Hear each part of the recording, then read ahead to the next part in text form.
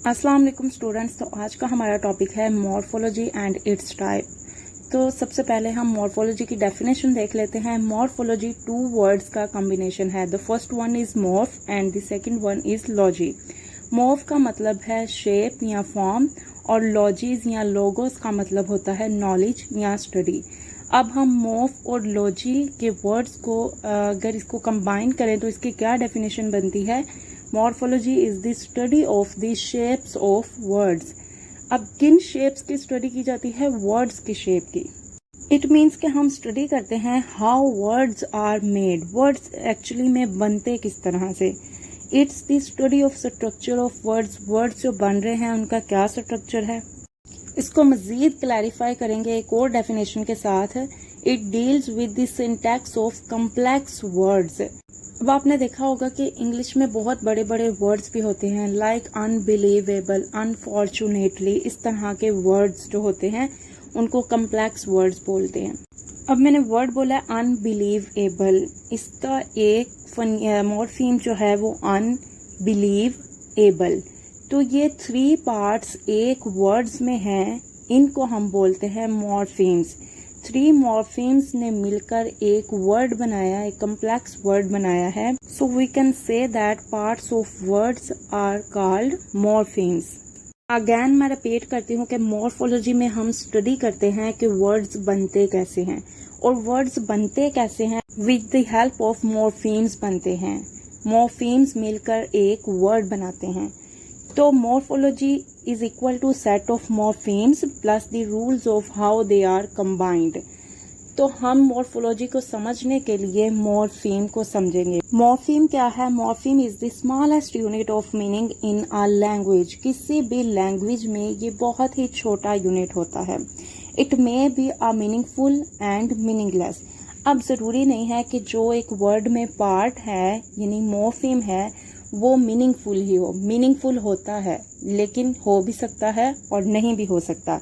अब हम इसे एग्जाम्पल से समझेंगे। मॉर्फोलॉजी को भी और मॉर्फीम को भी हम एग्जाम्पल से समझेंगे। वर्ड है गर्ल। गर्ल मीनिंगफुल वर्ड है और ये एक मॉर्फीम भी है। अब गर्ल का मतलब समझ आ रहा है कि एक लड़की। अब अगर इसके साथ मैं एस ऐड कर देती हूँ तो ये सेकंड मॉर्फीम है। Only S is a second morpheme और एस का कोई मतलब नहीं है, ठीक है। तो ये मीनिंगलेस है। Girl is a meaningful and S is a meaningless और ये 2 मॉर्फीम्स हैं। अब हम इन दोनों मॉर्फीम्स को कंबाइन करेंगे तो गर्ल्स बन जाएगा। पहले गर्ल एक मॉर्फीम था, उसका मतलब था लड़की, और जब गर्ल्स किया तो इसका मतलब हो गया ज्यादा लड़कियां, यानी इसका बिल्कुल मीनिंग ही चेंज हो गया। तो हमें यह भी पता चला कि जब मॉर्फीम्स ऐड होते हैं यानी एक मॉर्फीम के साथ दूसरा या तीसरा मॉर्फीम ऐड होता है तो वो उसका मीनिंग ही चेंज कर देता है। उसका अपना भी मीनिंग होता है लेकिन जब वो ऐड होता है तो बिल्कुल इसका मीनिंग चेंज कर देता है। और गर्ल्स जो है ये मॉर्फोलॉजी भी है। मॉर्फोलॉजी किस तरह है? अगर वर्ड एक गर्ल है तो ये एक मॉर्फीम से मिलकर एक वर्ड बना है। अगर 2 morpheme girl plus S add हो जाता है तो ये 2 मॉर्फीम से मिलकर एक मॉर्फोलॉजी बना है, एक वर्ड बना है।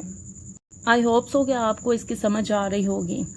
अब हम देखते हैं कि वर्ड जो है क्या मॉर्फीम के इक्वल होता है, यानी वर्ड और मॉर्फीम दोनों एक ही चीज है। तो इसे भी हम आगे क्लैरिफाई करते हैं। एक वर्ड जो है वो 1 और मोर मॉर्फीम से मिलकर बनता है। अब वर्ड जो है वो मीनिंगफुल होता है, ठीक है, उसका कोई ना कोई मीनिंग जरूर होता है। लेकिन जो मॉर्फीम है ये मीनिंगफुल भी हो सकता है और मीनिंगलेस भी हो सकता है। इसे भी हम आगे एग्जाम्पल से समझेंगे। अगेन मैं पीछे वाली एग्जाम्पल लूंगी, गर्ल प्लस एस। अब गर्ल यहाँ पे एक वर्ड है, ठीक है। गर्ल का हमें मतलब पता है कि लड़की है, मीनिंगफुल है, तो ये एक वर्ड भी है और एक मॉर्फीम भी है। अब एस यहाँ पे जब हम ऐड करेंगे, एस सिंगल जो है ये एक वर्ड नहीं है क्योंकि ये कोई मीनिंग दे ही नहीं रहा, तो ये मीनिंगलेस है लेकिन ये मॉर्फीम है, ठीक है।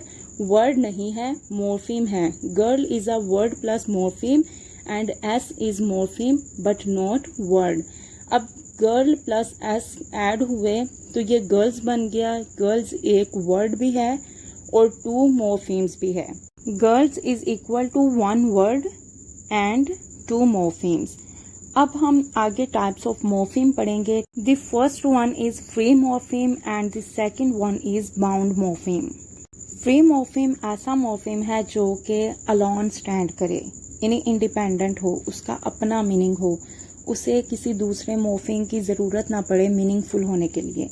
और bound morpheme doesn't stand alone, इसे किसी दूसरे मॉर्फीम की ज़रूरत पड़ती है मीनिंगफुल होने के लिए, मीनिंग देने के लिए, और ये डिपेंडेंट मॉर्फीम होता है। इसे भी हम एग्जाम्पल से समझेंगे और अगेन मैं पीछे वाली ही एग्जाम्पल लूँगी ताकि आपको क्लैरिफाई हो जाएं चीज़ें। जी, हम देख चुके हैं कि गर्ल एक वर्ड है।